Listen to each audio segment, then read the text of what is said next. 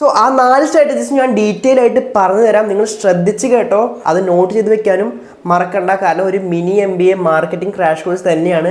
ഏതൊരു ബിസിനസ്സിലും ഇത് യൂസ് ചെയ്യാൻ സാധിക്കും. അവർ യൂസ് ചെയ്ത ആദ്യത്തെ സ്ട്രാറ്റജിയാണ് യൂണീക്ക് പൊസിഷനിങ്. എന്നാൽ എന്താണെന്നല്ലേ, 2017 മാർക്കറ്റിൽ ഉണ്ടായിരുന്ന ഡിയോഡ്രൻസ് എല്ലാം യൂണിസെക്സ് ആയിരുന്നു. എന്ന് വെച്ചാൽ സ്ത്രീകൾക്കും പുരുഷന്മാർക്കും ഒരേപോലെ യൂസ് ചെയ്യാം. എന്നാൽ അവർ ആഡുകളിൽ കാണിച്ചിരുന്ന കോൺസെപ്റ്റ് അങ്ങനെയായിരുന്നില്ല. അവർ ആഡുകളിലൂടെ കാണിച്ചിരുന്ന കോൺസെപ്റ്റ്, ഒരു പുരുഷൻ ഡിയോഡ്രന്റ് മേടിക്കുന്നു, അത് അപ്ലൈ ചെയ്യുന്നു, സ്ത്രീ അതിൽ അട്രാക്ട് ആയിട്ട് അദ്ദേഹത്തിന്റെ അടുത്തേക്ക് വരുന്നു. ഇതായിരുന്നു മിക്ക ഡിയോഡ്രൻസിനും ഉണ്ടായിരുന്ന കോൺസെപ്റ്റ്. അതേപോലെ തന്നെ ആ ഒരു ടൈമിൽ നടത്തിയ സർവേ റിപ്പോർട്ട് പ്രകാരം ആ ടൈമിൽ വന്നിരുന്ന ആഡുകൾ, അതിൽ സോപ്പ്, ഹെയർ ജെല്ല്, ഡിയോ എല്ലാം ഉൾപ്പെടും.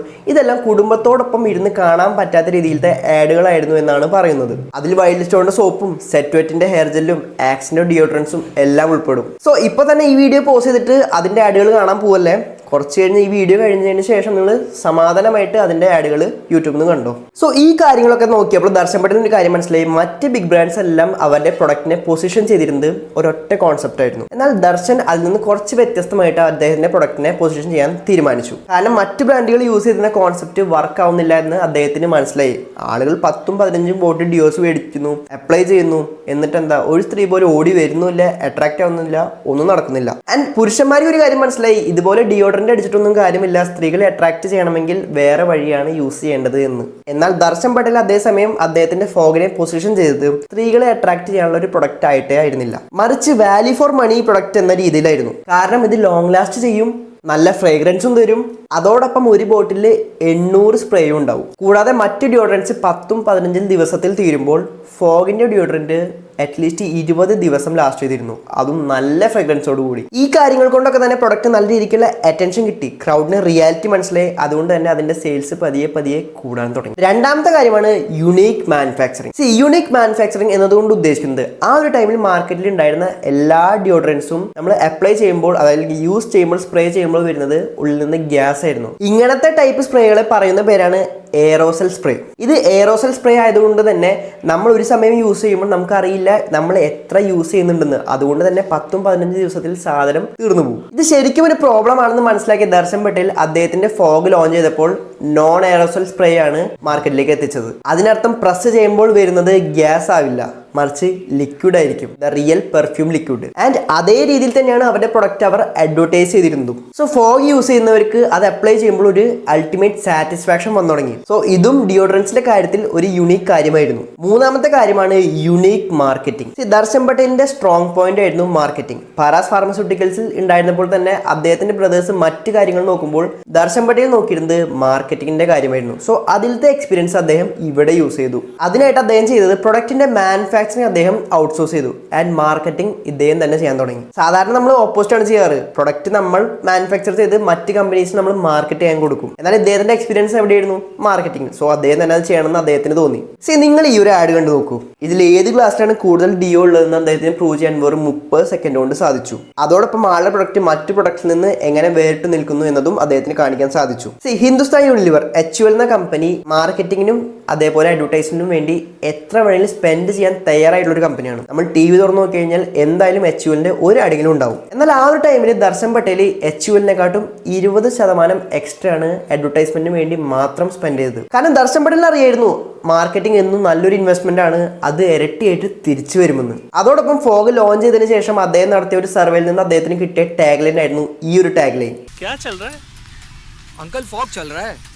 എന്നാൽ ഈ ഒരു ടാഗ് ലൈൻ ഇദ്ദേഹത്തിന് ചുമ്മാ അങ്ങ് കിട്ടിയതല്ല. 10ൽ 7 കടക്കാരും ഇദ്ദേഹത്തോട് പറഞ്ഞ രീതി ഇങ്ങനെയായിരുന്നു എന്നാണ് അദ്ദേഹം പറയുന്നത്. അപ്പോഴാണ് അദ്ദേഹത്തിന് ഈ ഒരു ഐഡിയ തോന്നുന്നത് എന്തുകൊണ്ട് ഇതന്നെ എടുത്ത് മാർക്കറ്റ് ചെയ്തുകൂടാന്ന്. ഇനി നമുക്ക് ഫോർത്ത് സ്ട്രാറ്റജി നോക്കുകയാണെങ്കിൽ അതാണ് സ്ട്രോങ് ഡിസ്ട്രിബ്യൂഷൻ ചാനൽ. കാരണം FMCG മാർക്കറ്റ് ആയതുകൊണ്ട് തന്നെ സ്ട്രോങ് ഡിസ്ട്രിബ്യൂഷൻ ചാനൽ ഉണ്ടാവുന്നത് വളരെ ഇമ്പോർട്ടന്റ് ആയിട്ടുള്ള ഒരു കാര്യമാണ്. ആൻഡ് FMCG സെക്ടറിലെ 3 ഇമ്പോർട്ടന്റ് കാറ്റഗറിയാണ് അവയർനെസ്, ആക്സസിബിലിറ്റി ആൻഡ് അവൈലബിലിറ്റി.